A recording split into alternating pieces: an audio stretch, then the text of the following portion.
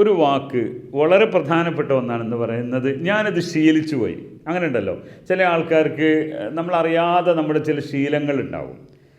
ആ ശീലങ്ങളെ നമുക്ക് അറബിനോട് എങ്ങനെ പറയാം, ഊഷിസവി അവാവ, ഇത് എന്താ ചെയ്യുക, ഇതിൻ്റെ ശീലമായി പോയില്ലേ ഞാൻ എന്ത് ചെയ്യും എന്ന്. ചില ദുശ്ശീലങ്ങളുണ്ട്, നല്ല ശീലങ്ങളുണ്ട്. അതൊക്കെ പിന്നെ ഓരോരോ വാക്ക് വ്യത്യസ്തമായ ആംഗിളിലാണ് പറയേണ്ടത്. ഇതിനെ പറയാൻ എന്താ പറയേണ്ടത്, അന തഅവ്വത്ത് അലഹാദ, അതാണ് കറക്റ്റ്.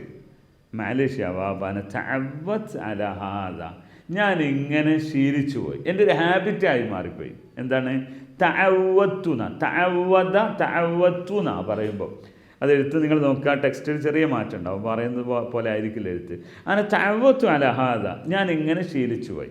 ഓക്കെ, മുതഅവ്വിദ് എന്ന് പറയും. മുതഅവ്വിദ് അല്ല, ഇതാ എന്ന് പറയുമ്പോൾ പിന്നെ സാധനയെ മാറും കേട്ടോ. അങ്ങനെ മുതഅവ്വിദ് അലഹാദ, ഞാൻ ഇങ്ങനെ ശീലിച്ചു പോയി. ശീലങ്ങൾ അഥവാ പതിവുകൾ എന്ന് പറയുന്നത് ആദാത്ത് എന്നാണ്. ഹാബിറ്റ്സ് എന്താ പറയുക, ആദാത്ത് ലാസിം ഗയ്യിർ അൽ ആദാത്ത് യാ ഹബീബി, ലാസിം ഗയ്യിർ അൽ ആദാത്ത്. ഇത്തരം ശീലങ്ങൾ നിങ്ങൾ മാറ്റുക തന്നെ വേണം.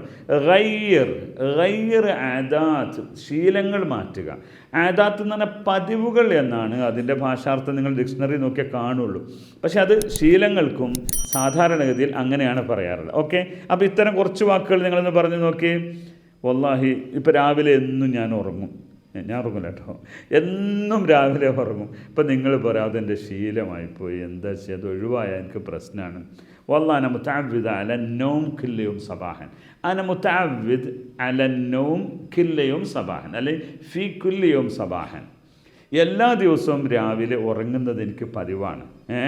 അത് ആദാത്തി മിൻ സമാൻ, ഇത് എൻ്റെ ആദാത്ത് എന്ന് പറഞ്ഞ ശീലങ്ങൾ എന്നാണ്. എൻ്റെ ഒരു ശീലത്തിന് പറയുമ്പോൾ ആദത്തി മിൻ സമാൻ, കാലങ്ങളായി അതെൻ്റെ ശീലമാണ്.